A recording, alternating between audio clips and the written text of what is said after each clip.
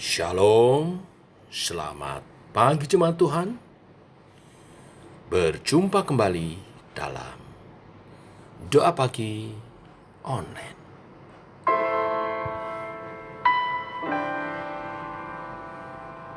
Mari datang,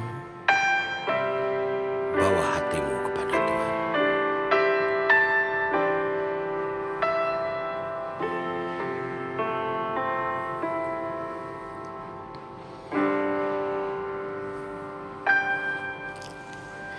Nyatakan yang kau mau,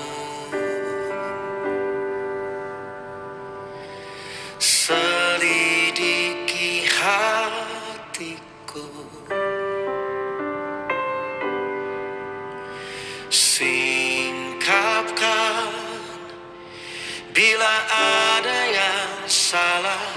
Roh Kudus jamah hatiku, nyatakan yang kau mau, selidiki hatiku, singkapkan bila ada yang salah. Roh Kudus jamah hatiku, hati yang hancur kau berkenan, hati yang taat yang kau cari. Temukanlah hati yang berkenan, temukan di hidupku, melebihi gemerlapnya dunia. Perkenananmu itu yang utama. Ku mau taat, ku mau bertobat, menyenangkanmu tujuan hidupku.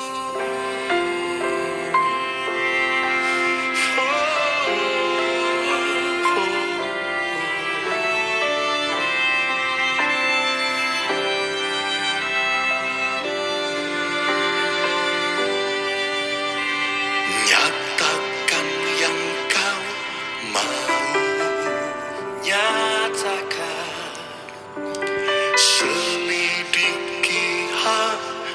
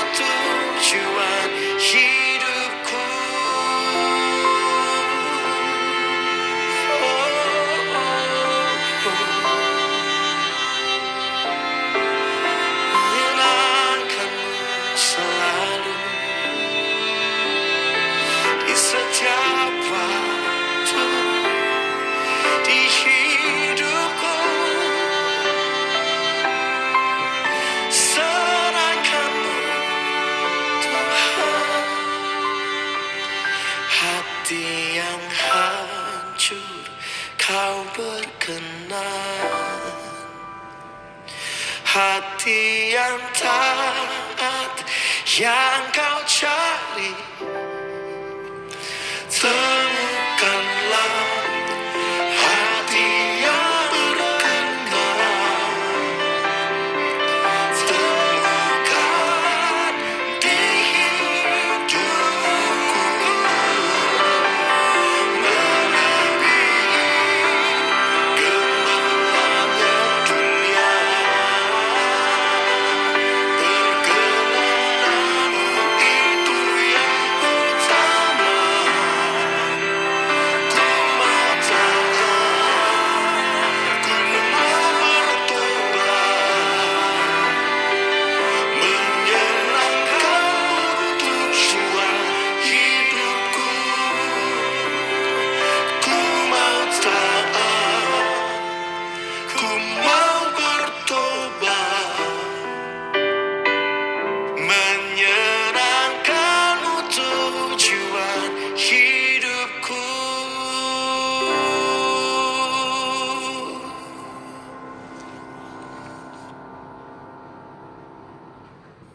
Tiba waktunya untuk kami merenungkan firman-Mu. Firman-Mu lah suluh dan terang bagi jalan kami. Berfirman Tuhan, terangi jalan kami, tuntun langkah kami. Dalam nama Tuhan Yesus Kristus. Amin. Bapak Ibu, kita lanjutkan renungan firman Tuhan pagi ini.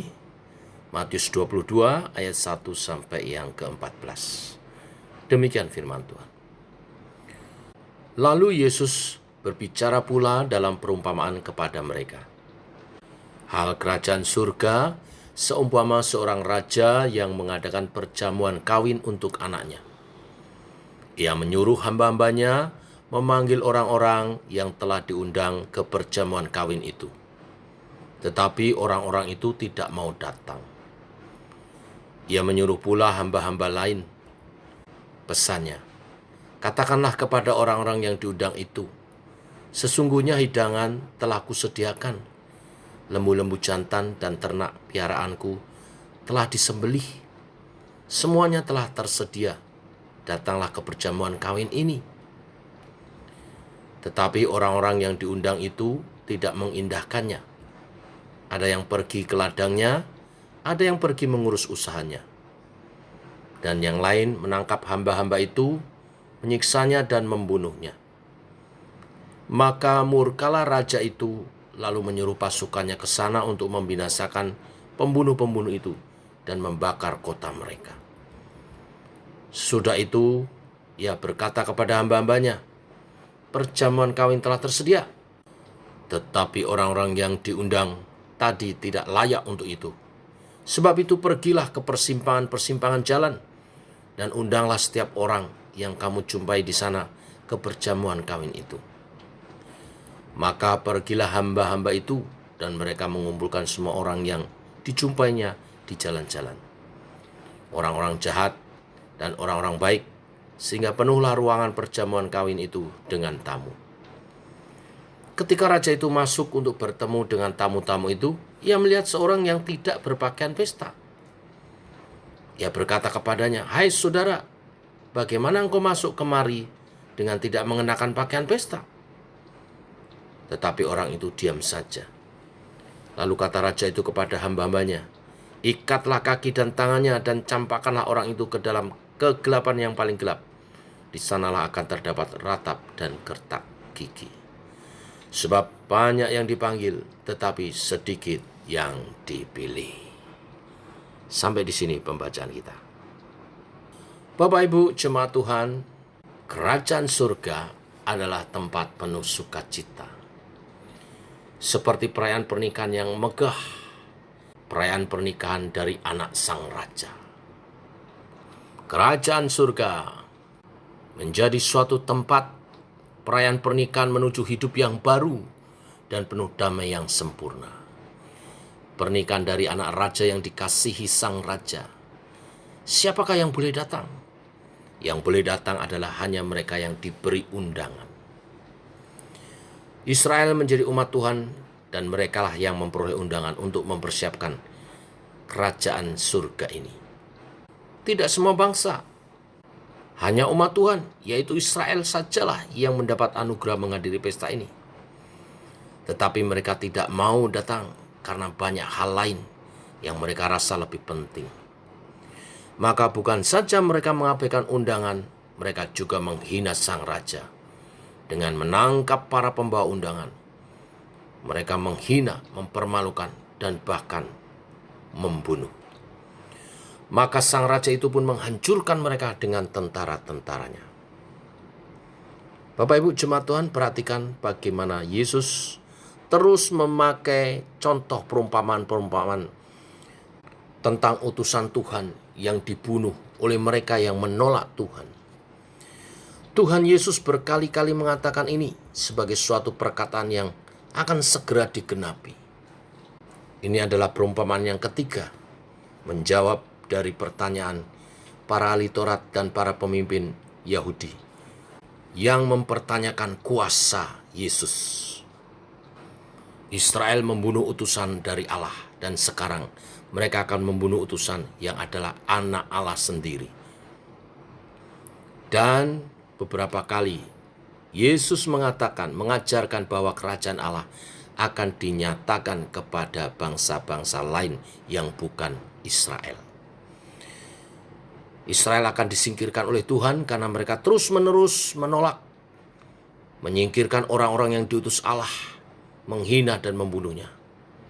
Bahkan membunuh anak Allah sendiri. Israel menolak Tuhan yang sedang mengundang mereka untuk pesta. Maka Tuhan memanggil orang-orang lain.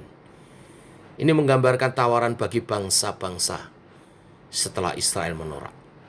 Sekarang undangan diberikan kepada semua bangsa. Dikatakan di perumpamaan itu, orang-orang jahat, orang-orang baik, semua orang yang ditemui di jalan, semua diundang.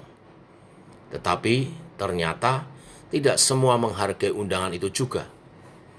Ada yang tidak berpakaian pesta, di ayat 12 dijelaskan. Bapak Ibu, orang yang tidak berpakaian baju pesta, ini adalah orang yang sedang menghina Tuhan yang menyelenggarakan pesta ini.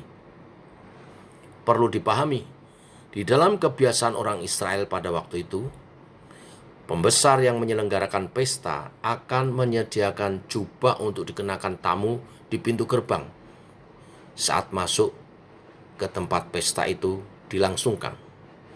Jika ada orang yang tidak memakai pakaian pesta yang dibagikan itu, berarti dia sengaja menyelinap untuk menghina Tuhan yang menyelenggarakan pesta. Selain menyatakan penghinaan, pakaian juga melambangkan pertobatan sejati. Wahyu 3 ayat 5. Dari sini kita dapat menyimpulkan dari sudut pandang budaya pada waktu itu bahwa orang yang tidak memakai pakaian pesta ini adalah orang yang sengaja menyelinap ke dalam pesta untuk melecehkan tuan rumah. Tetapi dari sudut teologi juga dapat kita simpulkan bahwa orang itu menjadi perumpamaan bagi orang yang belum sungguh-sungguh percaya atau orang yang belum bertobat. Itulah sebabnya hukuman diberikan kepada orang itu sangat berat. Di ayat 13, diikat tangan dan kakinya dan dicampakkan ke dalam kegelapan yang paling gelap. Nah, Bapak Ibu, perumpamaan ini Tuhan Yesus sampaikan untuk memberi peringatan kepada orang Israel maupun orang-orang dari bangsa-bangsa lain yang dipanggil Tuhan untuk percaya kepadanya, termasuk saudara dan saya. Orang Israel diperingatkan karena sembarangan menolak panggilan Tuhan untuk masuk dalam sukacita pernikahan. Apakah yang lebih bahagia daripada tawaran Tuhan yang diberikan bagi umatnya untuk berbagi dalam sukacita abadi bersama dengan Dia? Orang Israel menolak karena mereka lebih mementingkan urusan mereka sehari-hari. Menolak tawaran ini adalah tindakan menghina yang sangat besar. Undangan yang menolak datang karena alasan-alasan kegiatan rutin sehari-hari adalah undangan yang sedang menghina Tuhan yang mengundang. Inilah orang Israel. Allah menyatakan anaknya yang tunggal sebagai pewaris dari seluruh ciptaannya dan atas umatnya yang pilihannya, yaitu Israel sendiri. Allah memanggil umatnya ini untuk mengalami bersama-sama dengan Dia sukacita Sang Anak Allah yang akan ditinggikan di atas seluruh dunia. Apakah lebih penting daripada ini? Tetapi Israel menolak. Sebagian dari Israel menolak karena merasa ada hal yang lain lebih penting, tapi sebagian lagi memang karena membenci sang raja yang mengundang. Maka mereka membunuh utusan sang raja. Peringatan yang kedua adalah juga peringatan bagi bangsa-bangsa lain. Karena bangsa-bangsa lain pun tidak semua menghargai tawaran itu. Ada yang datang tetapi tidak dengan cara hidup yang layak dan berkenan kepada Tuhan. Mereka datang hanya untuk dihukum oleh Tuhan. Jika Israel dihukum karena tidak setia, Tuhan patahkan dari perjanjiannya sehingga ada tempat bagi bangsa-bangsa lain untuk berbagi, maka tentulah Tuhan akan sangat marah jika bangsa-bangsa lain ini ternyata juga menghina perjanjian yang Dia ikat dengan umatnya. Biarlah kita memahami bahwa Tuhan sedang memanggil kita untuk mengikuti Dia ke dalam perayaan pernikahan anaknya. Wahyu 19 ayat 7 menjelaskan itu. Tuhan memanggil kita untuk bersama-sama dengan Dia berada dalam keadaan sukacita dan penuh dengan perayaan. Marilah kita menyambut undangan yang penuh anugerah ini. Marilah kita menyambut panggilan Tuhan untuk bersama-sama dengan Dia dalam keadaan sukacita dan penuh perayaan. Jangan abaikan panggilan undangan ini dengan terus sibuk dengan hal-hal duniawi. Saya tidak bermaksud kita meninggalkan pekerjaan kita dan menjadi hamba Tuhan semua, kecuali memang Tuhan panggil untuk menjadi hamba Tuhan. Yang saya maksudkan adalah hal ini seharusnya menjadi kerinduan dan gairah setiap kita. Pertanyaan bagi setiap kita, gairah dan kerinduan kita ada pada apa? Pada peristiwa dunia ini, ataukah peristiwa perayaan terbesar di seluruh alam semesta, yaitu pernyataan kerajaan Allah di dunia ini? Mari arahkan seluruh tubuh jiwa roh kita pada pernyataan pernikahan anak Allah, pernikahan Tuhan kita, dan kita sebagai mempelai wanitanya. Mari nyatakan pengharapan itu hanya dalam kerajaannya yang akan dinyatakan. Biarlah kita melihat kerajaan yang akan datang itu, yang disimbolkan sebagai pesta perkawinan ini, sebagai tujuan akhir dan sumber sukacita sejati di dalam menjalani hidup kita. Kita harus bekerja bagi Tuhan dengan sebaik mungkin, sesetia mungkin, baik di dalam pelayanan, di dalam gereja maupun di dalam menjalankan panggilan di dalam dunia kerja kita. Kita jalani hidup dengan sesetia mungkin dan sebaik-baik mungkin, berpengharapan untuk adanya upah sejati, istirahat sejati, buah yang sejati, dan sukacita yang sejati hanyalah dalam kedatangan kerajaan Allah itu. Inilah berita firman berkat hari ini. Kegairahan dan kerinduan kita adalah kenyataan kerajaan Allah di bumi seperti di surga, dalam pernikahan anak Allah, di mana kita gerejanya sebagai mempelai wanitanya dan Kristus mempelai pria kita. Tuhan memberkati. Mari kita berdoa. Bapa, kami mengucap syukur oleh kasih anugerah-Mu, rahmat-Mu baru.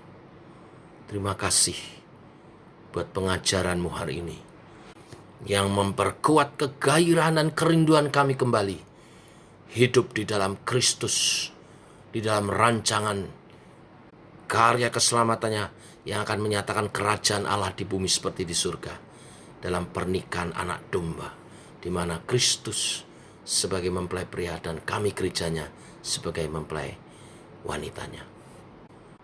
Kami berterima kasih untuk keselamatan, anugerah yang menjadi undangan kami datang ke pesta itu oleh pengorbanan Kristus di kayu salib, yang menebus kami dan menjadikan kami anak-anak Allah yang